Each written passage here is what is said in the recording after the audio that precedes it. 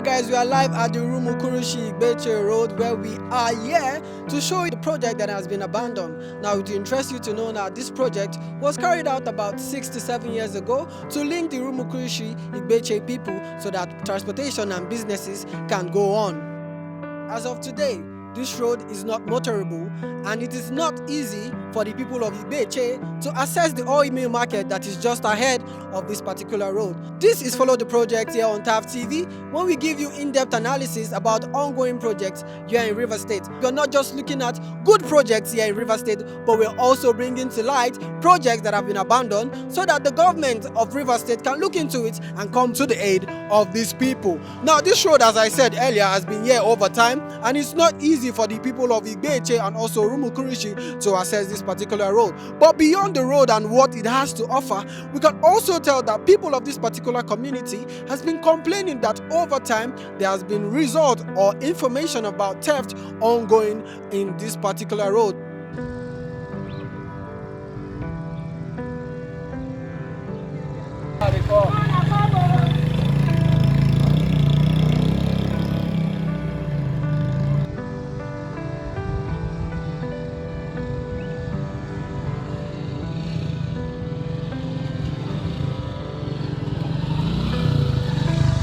We are also here to bring to the notice of the state government, the executive governor of Rivers State, Honorable Siminalaye Fubara, to look at this particular project so that they will be able to assess this road, in which way this road can go back to the state that it was before, or maybe better than it was before. Don't go nowhere. Sit back as we show you what has been happening at this particular road. Okay, good day, sir. Can we know you, sir? My name is Chief Lloyd Otoye. I'm a native of Harcourt. Alright, sir. So we are currently at the Igbo-Etche to Etche Road. So, sir, what can you tell us about this road in particular? Okay, this road has suffered government neglect for a very long time. The road was supposed to have been realized by the state government. But the state government have refused to pay attention to this road. It's a very big neglect to the inhabitants of this area, and it has affected the economic life of people living here. People cannot access here except they cross this area before they can get a vehicle down to Igbo-Etche. It's very pathetic and it's not good for the inhabitants here. Alright, so we could tell that this project that was abandoned, if that's the word I should use, has been going on over time, but on the long run we saw that the continuity of the project was put on hold. So now, looking at current projects going on now in the community as regards to this, so what do you have to say to the current state governor on about this particular project at hand? Well, my advice to the present executive governor of Rivers State, for this is not a local road, it falls within the power of the state government. My advice is that they should come and take a feasibility study of this road and know what they can do.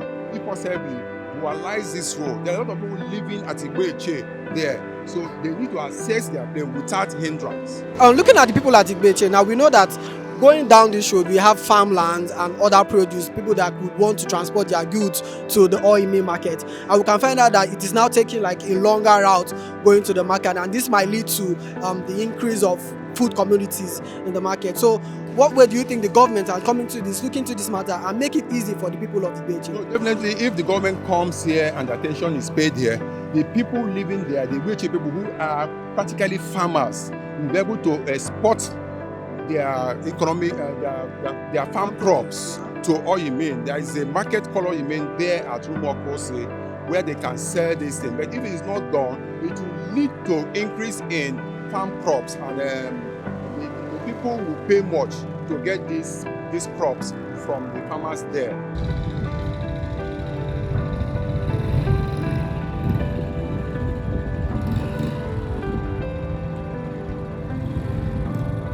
Can you tell us about yourself? Okay, my name is Victor. Well, I'm just a person living in Harcourt and doing my business.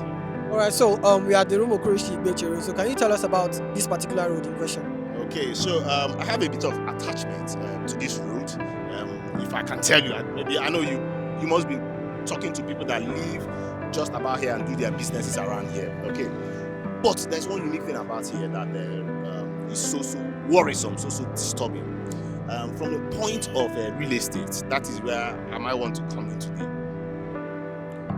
just about 2 kilometers from here, still on this axis, just very close from where we are now, a plot of land in 2017 was sold for 1 million naira. And as at that time, here wasn't that bad. It was bad. And guess what? This issue started from, I wish you can get that place, after the fuel station in front. Okay? So there is a sand site where you pack red sand, right? Like a valley where people come get sand and go and sell. Okay? So more like a pit.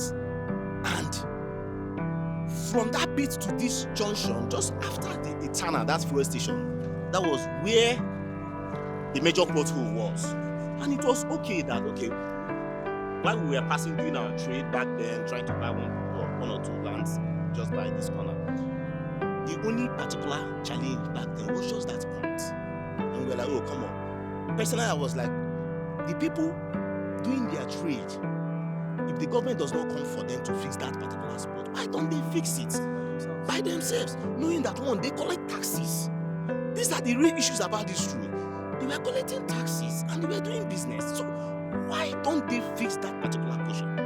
My brother, that was where the real issue started. Then we got to this point. Back to the real estate part of this whole thing. In 2017, land was 1 million naira. Just by this road, 1 million naira in 2017. And as at that time, I know in Nigeria we have our issues with our economic quagmire, but then back then, $1 million was $3K. If not, maybe around $4K. Okay? But now, go in there, I bet you can still buy land for 3 million naira. 2017 to 2004 to 2024, we're talking about 7 years. You can still buy land at 3 million naira. Are you getting me? So just imagine if this road was good, the land of 1 million naira by now should be, let me just say, 7 million. Yes. And this is not just about appreciation too. Properties, developers could have done a lot here. And exactly. And that's a win-win for the government. More houses are being built. We know what is happening inside the city. That's, come on. The rate of house rent is increasing. Why don't we fix this? There are plenty of properties here. In as much as here, there are plenty include brasses here too. Rumo-Kurushi people and Etche people, I need to say it. They are having their issues here too because of dragging of land. And I know this program is not about dragging land and all that, but then these are the issues too. We are talking about River State here. I don't want to digress, but maybe in another development we can talk about that. But then you find an area that is of high, importance to the state. We have Igbo-Etche. Igbo people are farmers, hard farmers out there, hard working, and you have the market here. Do you know that this oil mill market, people from Akwa Ibom, people from Abia State, people from Yenegua, they come to do their trade here. So imagine the food baskets, and that is Igbo for you. Guy, you cannot, this is not an arguable something. Yes, I know that Ogoni people might come in and say, okay, no, guy, a lot is happening inside Igbo, right? Oh, come on, Gary and Gano, cost of Gary, you know what is happening. The cost of Gary today is not something we can talk about. Bro, vegetables, go to Igbo, all manner of vegetables they have there. So what happens? Due to they cannot bring it down here, we just look for nearby markets around there. From that Igbo, in as much as it's still far to go to away from Igbo, it's still far to go to Aba from Igbo. But then, we that are living inside the same river station enjoy the dividends of what is coming out from Igbo, and this road is cutting it short. And by the time they go around to make sure they bring in this road, they have to add it to their cost of transportation. And what happens? Inflation happens on this our food stuff. So this is a very important road.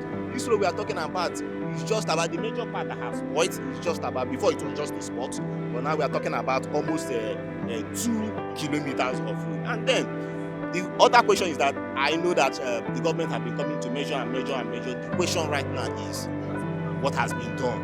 And we know that other projects, see, and if you go and ask the ordinary Nigerian in Port Harcourt, in River State, they tell you that there are some elephant projects that are happening in town. Why don't you fix this all important road? How much is it going to cost this government to do that? Now, looking at the economic effect of what this road would have cost to the people of Rivers State, just like you mentioned earlier. Now, going beyond that, what do you think can be done as regards the repair of this road? And owing to the fact that there are other projects, elephant projects like you mentioned, going out there. Now, we've heard of the Ring Road project as it cuts across 6 local governments and all of that. But this is one important road that I feel like is more important to the people of Igbo-Etche and also Rumukurushi. But not just these people, every other person that has access to the oil mill market. So what do you think the government should do at this point in time, looking at this particular project? The government should not tell us that there is no money to fix this. That is one thing I need to mention. Reason, because it is not verified, but then there are figures coming out that the new House of Assembly complex that was demolished, okay, that about 20 billion naira is being allotted to that project to build a new road. My brother, this road is not more important than that assembly. I kid you not. This road is so important because that house that they are going to build will not bring food to the tables of those women in that market, will pass that market. It will not bring food to people living around here. To be of high importance and beneficial directly to people living around this region. So if they are to reduce that budget for that house, they should just do something about this road. Now, come to this road is not like they are building a flying. They're just building a road. And I believe that with 3 to 4 billion, this road should be done in those states.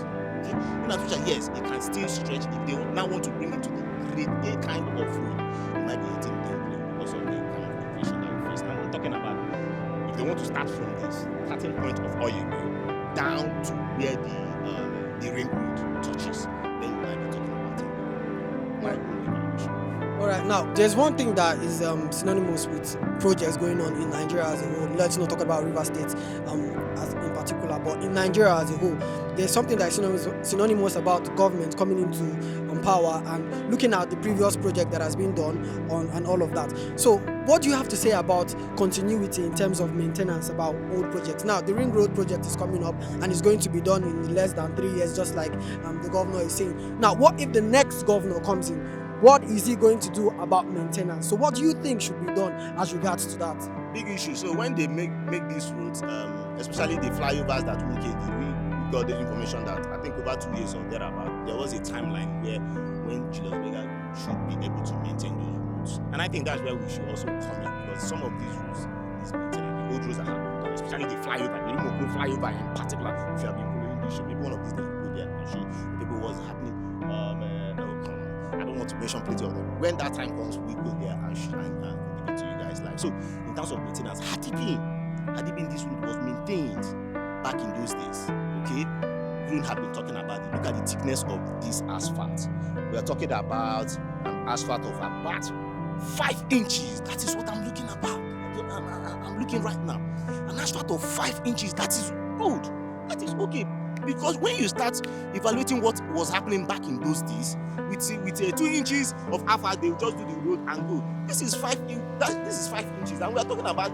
That means that this road was well built, but then just because of a small thing, because of the small thing that is happening here, my brother, it does not make sense that this road was abandoned and nothing good is coming out of it. Okay, so can you tell us what you have to say about this Rumukurushi Igbo-Etche road? What do you have to say? Okay. And how long have you been here? Oh, I'm here since 2015.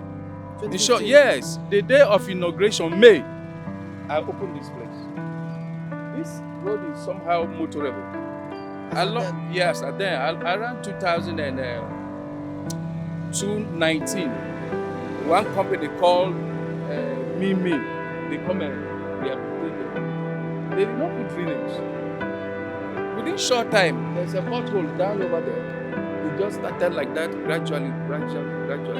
Now see the pothole. No person can come into my workshop to come and do business. People have built houses. If you go in, you see the streets. Here is very high. You see, people are suffering. People are suffering seriously. In short, recently they burned one boy that's natural somewhere. They burned him, pure burning. No police come here. Police cannot come here and go if there's a crime here. No police can come here. When they come, they stop over there. Or they stop over there. So people in this middle, what is their safety? No safety. So over the period of time, because of the bad state of this road, there have been crimes committed. Seriously crime. Like in the night, by 7 o'clock. If you are here, you see people, this population that is going. Everybody bring his torchlight, phone, to see road. Along the line, these criminals can cause them somewhere, they snatch their phone and then they run away. So here is very, very, very, very, very bad. And we are crying for the governor. We all voted for him to come and, do something about this road. Okay, so aside the bad state of the road, which is not motorable for people coming from Igbo-Etche to Harcourt and to and fro, another thing that we are also looking at this particular road is the high rate of crime. And the fact that the Nigerian police cannot come to the aid of this. Aid here, no way. They can't come to our aid because they will stop fire. If the scene is in this middle of this room, how can they reach them? So another thing we are looking at is at the expense of the economic growth of this particular road. Very, very poor, very poor. Look at it. You are here. See the situation around. You see, you look at it by yourself. You see what I'm talking about. Nobody is happy here. See, my neighbor has rent a house here. He has about 4 flats. 3 flats are vacant. Nobody can park in here with his car. It's not possible. It's not possible. We are suffering here seriously.